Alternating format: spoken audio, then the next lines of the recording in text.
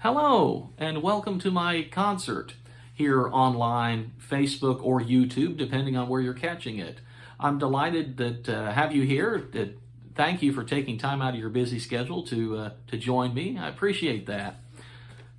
The first selection I performed was an original work, simply titled Trumpet Tune in D, and it was modeled after many of the English Baroque composers of the day, borrowing kind of that style. So it was basically a call and response between the trumpet and the organ, and then there was a darker section there and kind of in the middle, almost a bridge if you want to call it that, and that was in D minor. The piece itself is in D major, so that was very common to do, to have a contrasting section that would be in the minor, sometimes the relative minor, or in this case just literally D minor. So, but very stock format. So I liked it and just thought it was kind of fun to play around with the form. So there's that. Thought it was a great opener.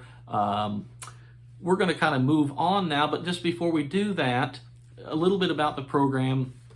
I try for the most part to kind of, with these virtual concerts, pretend like they're live, even though they are recorded, and you obviously will notice some cuts and edits, just to clean things up so things don't run too long, the exception probably being this explanation. But in general, beyond that, once the camera rolls, I sort of pretend like it's a live concert, even if it's just for myself. So you might hear occasionally the wrong note or a goof or something like that. And, to be honest, no matter how many times you rehearse, those things just kind of slip in. You don't want them to, but they sometimes do. So I just felt like it kind of made it a little more authentic. So there it is. So just kind of that. Also, spoiler alert for those of you that are big into continuity. The recording process took multiple days, and so sometimes I am wearing a coat, sometimes I'm not wearing a coat in the videos, so just throwing that out there. Hope that doesn't bother you too much. But anyway, kind of enough of that. I'm going to move now. We're going to stay with the organ, but we're going to move now to another original composition that I wrote.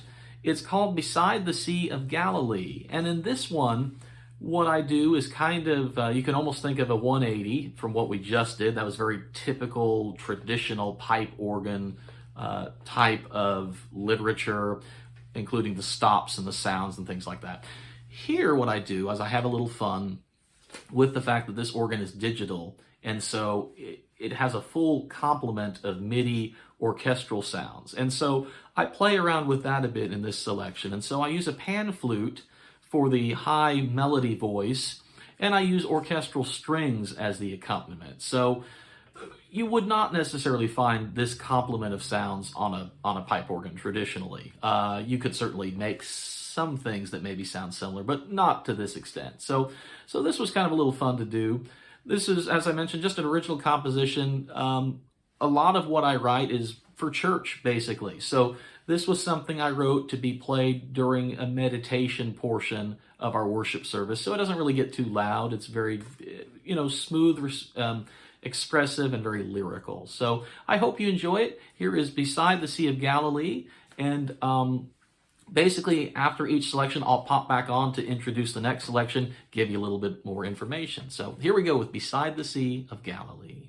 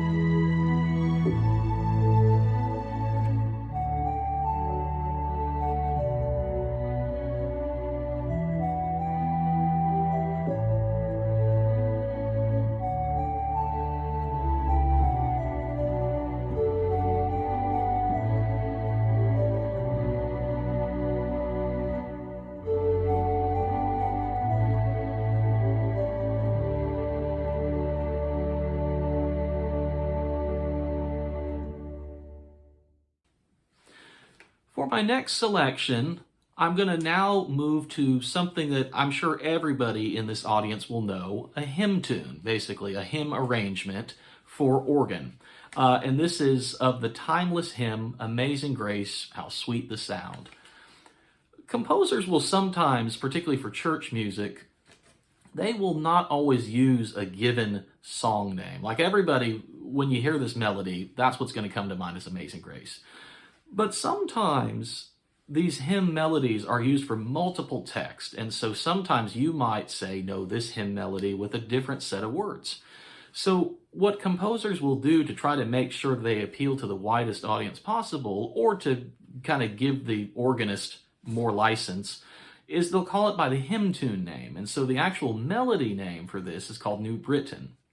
And so I chose to kind of do that. So even though it's Amazing Grace, the title I put on my work is Meditation on New Britain. So again, kind of a more expressive piece written again for kind of the meditation portion of our worship service where I attend church. We have this every week where we have kind of a quiet reflection time. So I wrote this specifically for that spot. So now, all of that said, I'm going to sort of tease this out and tell you something that hopefully is not too controversial, but sometimes, we church musicians, singers, pianists, organists, things like that, sometimes we get melodies that, while, the words are wonderful, the melody, we could kind of, we might like another one better or something like that. So Amazing Grace, as wonderful of a hymn as it is, the melody is not my favorite. So I hope nobody leaves after I say that, because I'm going to clarify that by saying what I wanted to do, because so many people love it. It is a great hymn. I took it as a challenge to write an arrangement that I would enjoy playing. And so the following is basically my arrangement of this hymn written in a style that I just thought was very interesting. So to me, it kind of almost reminds me of more of a higher church, like an Episcopalian type of worship service. I kind of, the way I wrote it, it would fit right in with that type of service beautifully.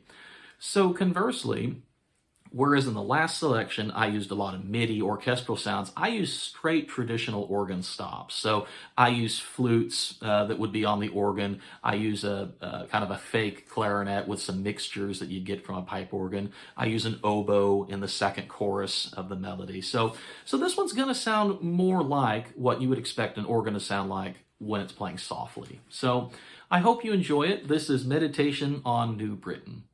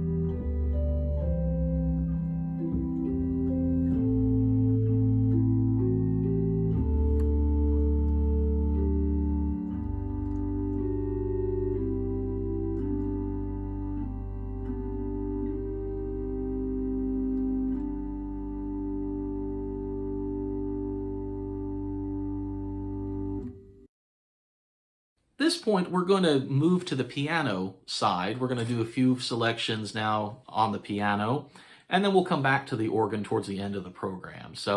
But I'm going to go ahead and pause for a moment and say that with this being a live program, it's with an online program. See, there you go. I didn't edit that out. With it being an online program, there are probably going to be people hopping on and off the stream as we go along. So I get that. I understand that. So you may wonder, why am I putting the title at the bottom of each song even though I'm introducing it? And that's just simply to try to catch people that maybe jump on midstream and like, wonder what that is he's playing or something like that. So certain things I may repeat a little bit just to make sure that if somebody just jumped in, they didn't miss too much or that sort of thing. So as I mentioned, we're going to move to the piano now. This is an original selection I wrote a couple years ago now, I guess 3 to be exact. It was back in 2018 for my then first ever album or CD of piano selections. I'd never really written seriously for piano, let alone recorded a CD of piano selections. And so this one here, A Quiet Alleluia, was actually one of the first pieces I wrote for that particular album. And that album, by the way, just a little commercial, is available on my website. If you've not already done so, take a moment and check out www.bjmeyermusic, all one word, .com. And there you'll find sheet music as well as recordings of most of these selections here. But anyway, A Quiet Alleluia was a selection I wrote for piano, and I hope you enjoy it. It's I get a lot of compliments on it when I play it.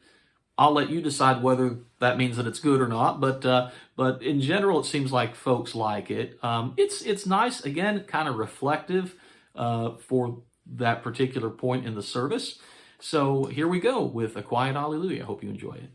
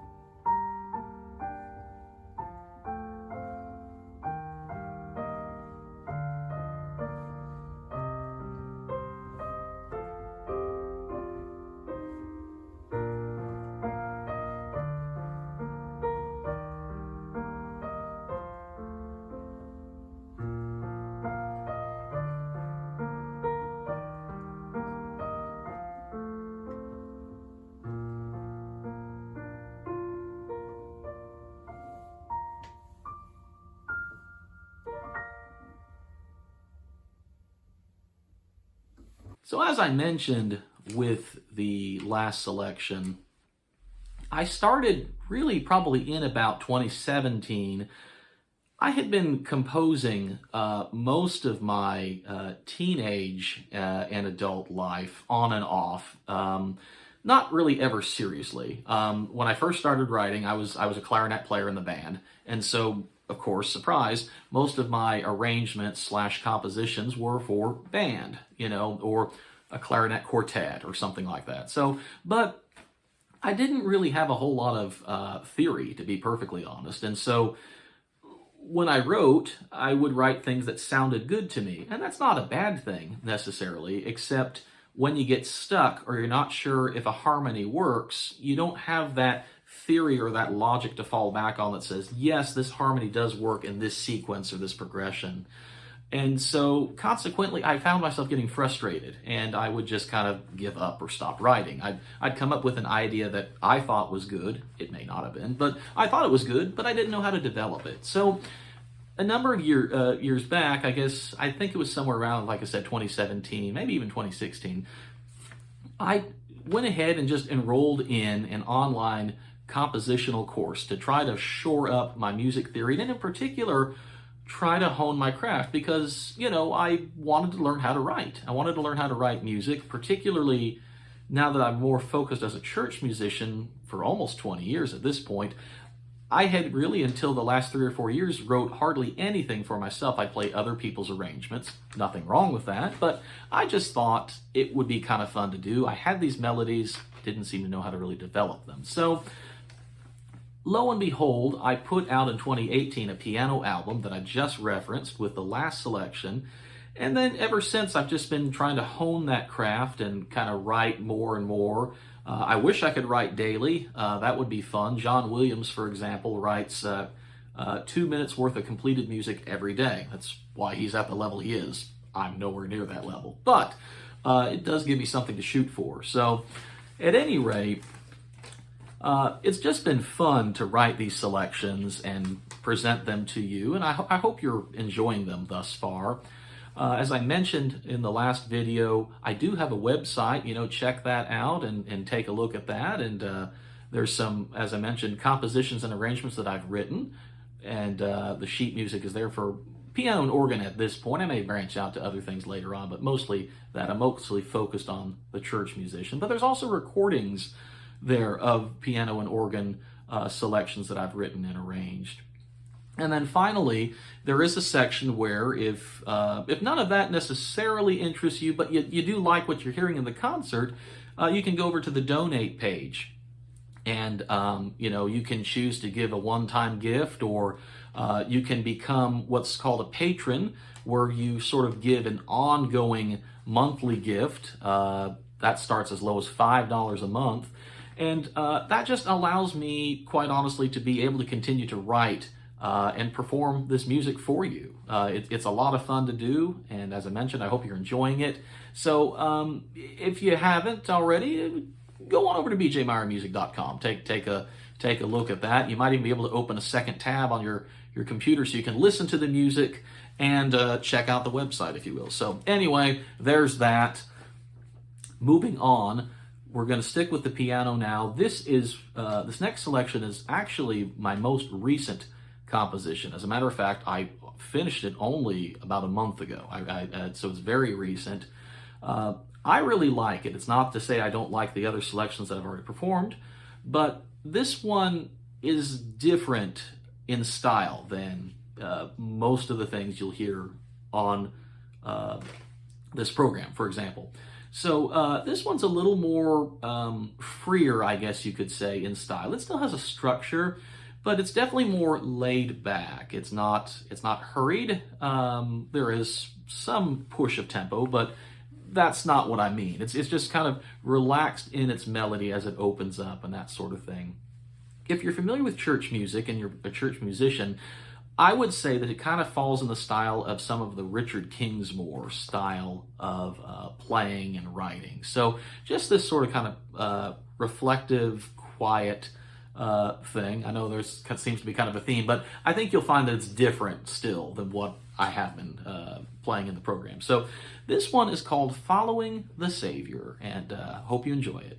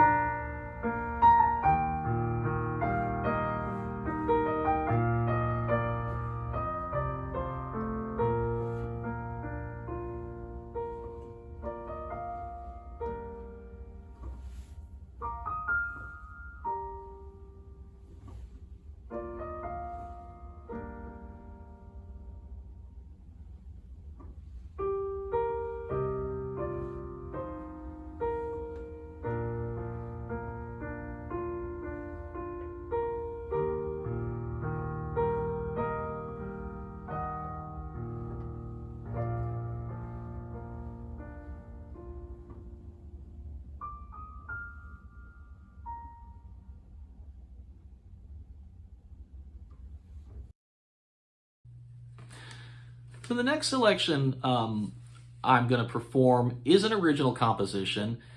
Technically, I'm going to say it's new. It actually premiered on my Christmas album, but I'm not trying to sneak Christmas music in. It's an original composition, so the melody in and of itself isn't inherently Christmas. I just thought it was a nice melody, and at the time I had nowhere else to place it or program it. So I put it on my most recent project, which was a Christmas album. I released that back in December. And there again, if you like Christmas music and you want to listen to it all year round, go over to bjmeyermusic.com, check that out. But back to the music portion of it. This is called A Winter's Prelude. And this piece, what I did, this was actually just kind of a happy accident.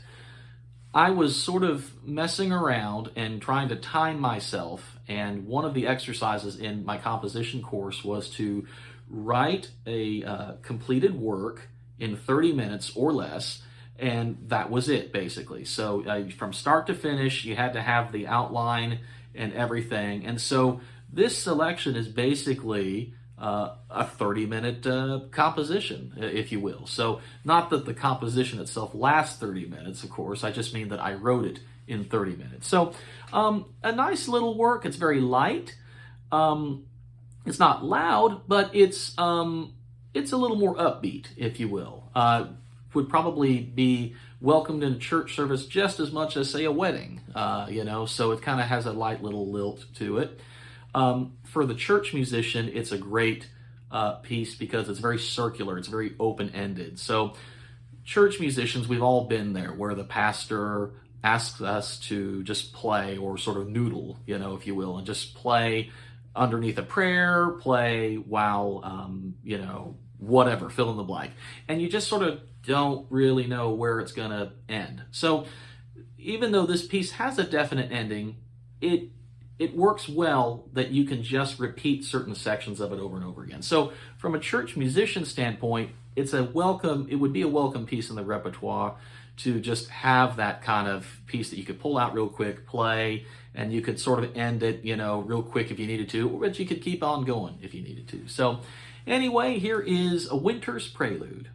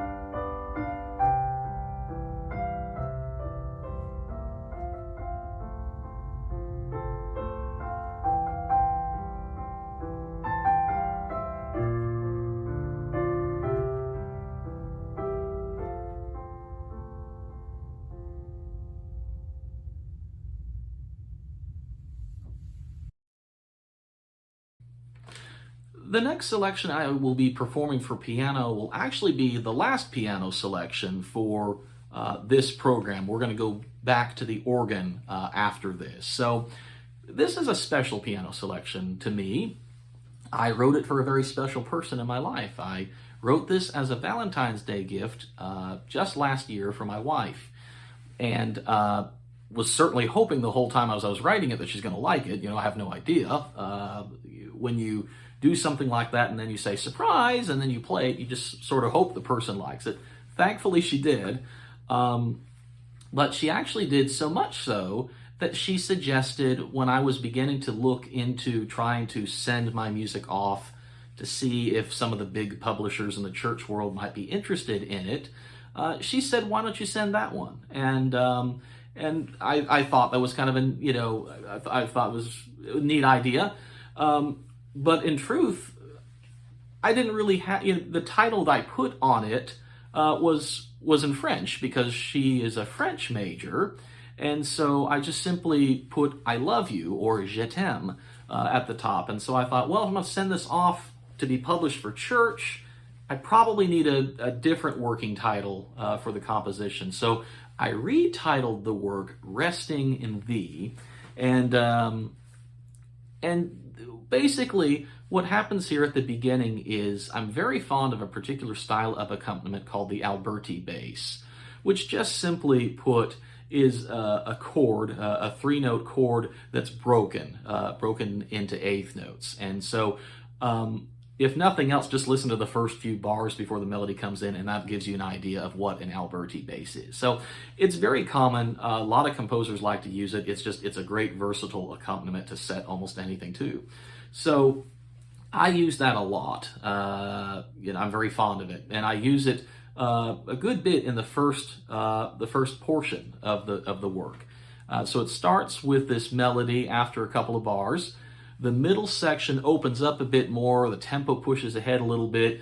We change key. We started in C major. We go to A flat major, kind of sort of a without any sort of modulation, sort of a surprise. New melody, new idea, new accompaniment. So that opens up, and then at the end of that second melody or middle section, the B section, if you will, we go back to the A section. That's very stock formula for writing, and kind of close out the work with that A melody. So I'm very fond of this one for many reasons, as not the least of which I just outlined. So I hope you enjoy it. And like I said, I wrote it for my wife, and it was a Valentine's Day gift to her, and it's just fun to do. So enjoy. Here is Resting in Thee.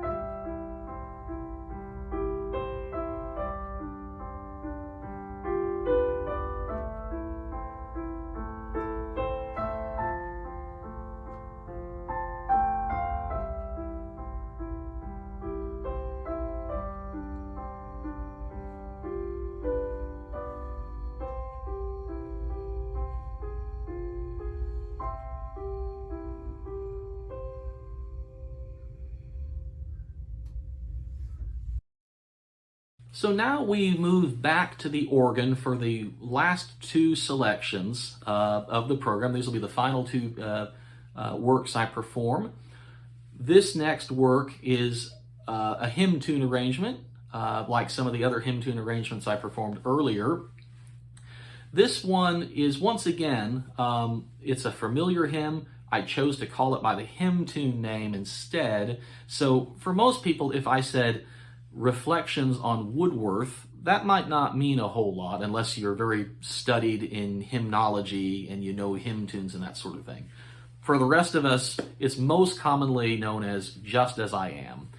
And as I mentioned, my church right now, especially with COVID, things are a little different. So for the most part, I'm just playing softer work. So this is another example of something I specifically wrote to play on Sunday morning at my church for that meditation spot. So it doesn't really get loud.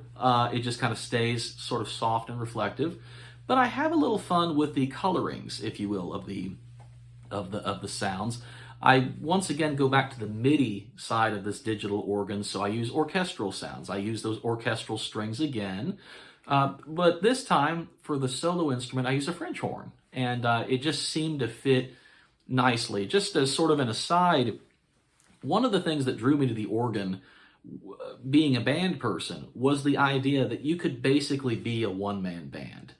The idea that I love piano, but with the organ, you can pick all these different sounds, and half the fun, quite honestly, is just sitting down at the organ console and saying, okay, what color do I want? Do I want to use a flute? Do I want to use a string? And then what solo do I want? Do I want something very reedy and then it's going to bite? Do I want something that's reflective? So it's, it's almost like being a chef. What spices, what seasonings do I want to put into this dish? And what I put in is going to be what comes out. And so if I had chosen, say, an oboe instead of a French horn, well, it might have a different character. So anyway, it's just kind of fun to kind of do that. I occasionally geek out like I just did, talking about, this stuff. But it's fun. It makes it fun. So I hope you enjoy it. This is Just As I Am.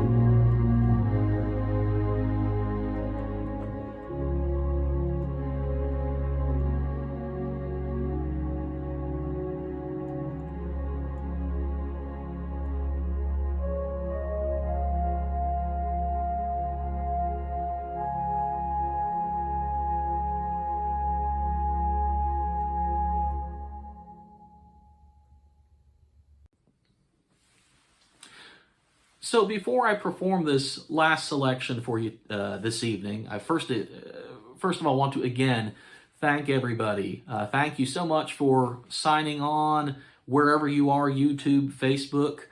Maybe you're watching this after the premiere.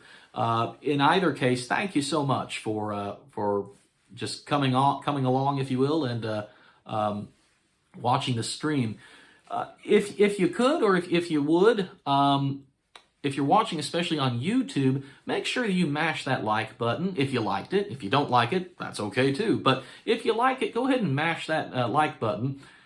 YouTube's algorithm is such that the more likes a video gets, the higher it's kind of put in the search algorithm. So people are more readily going to see it if YouTube finds that a lot of people are liking it. So there's that.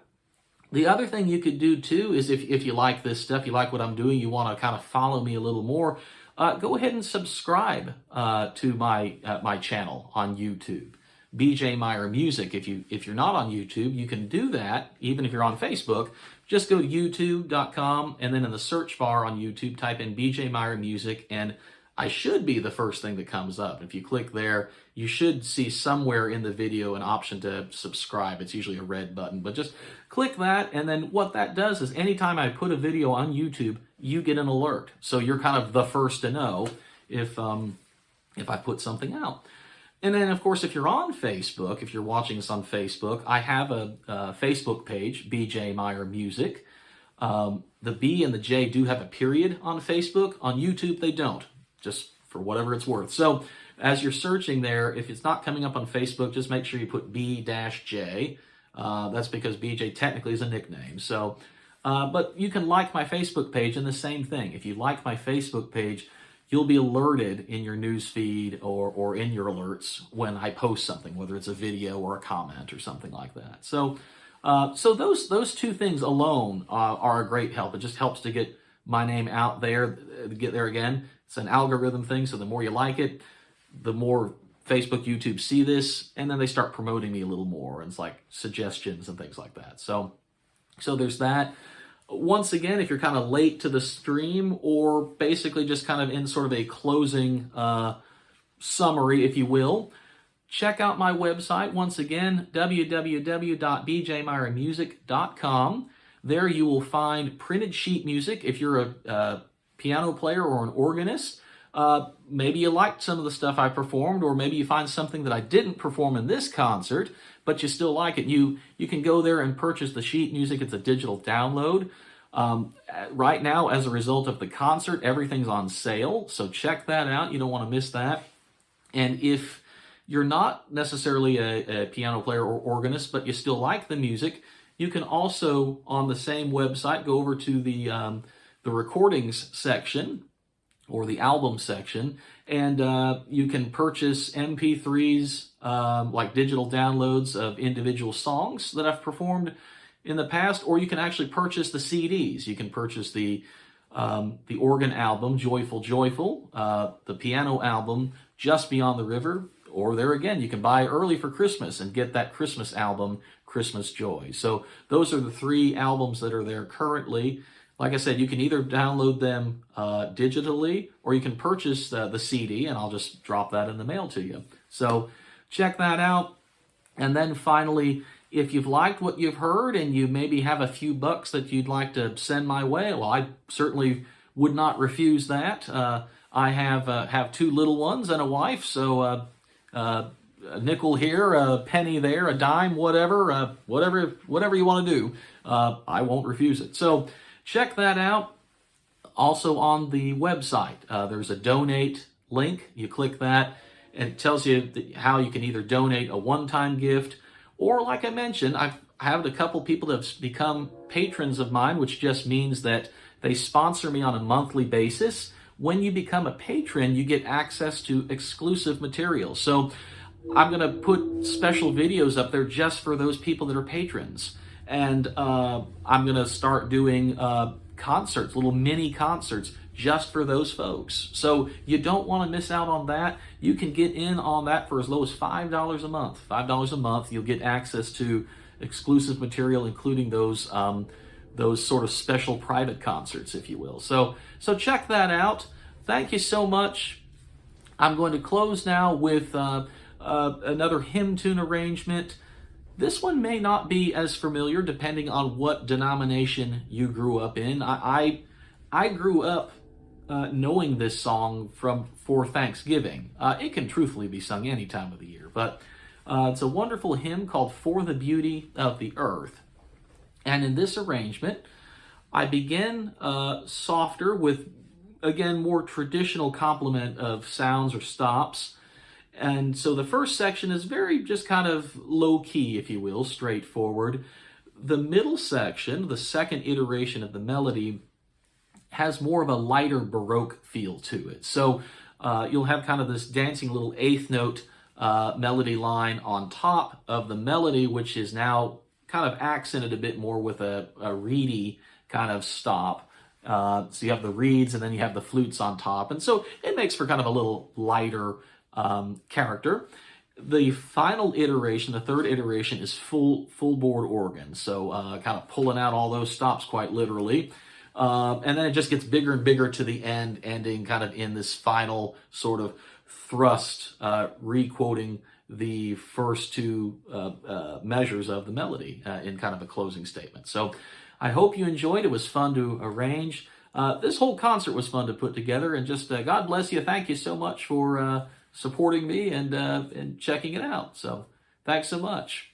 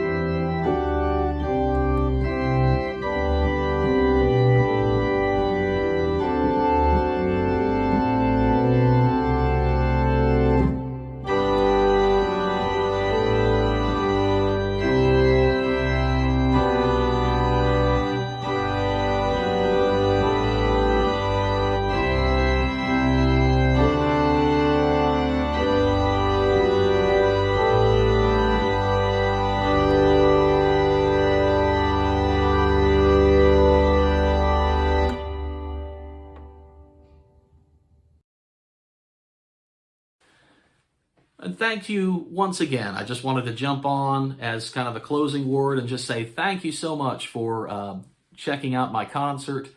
Head over. I promise this will be the last time I say it for this for this evening. Go over to bjmeyermusic.com if you haven't already. Check that out. Buy some sheet music, buy some recordings, maybe a donation. That's it. That's the sales pitch. Thank you so much, and hope to see you next time. Bye-bye.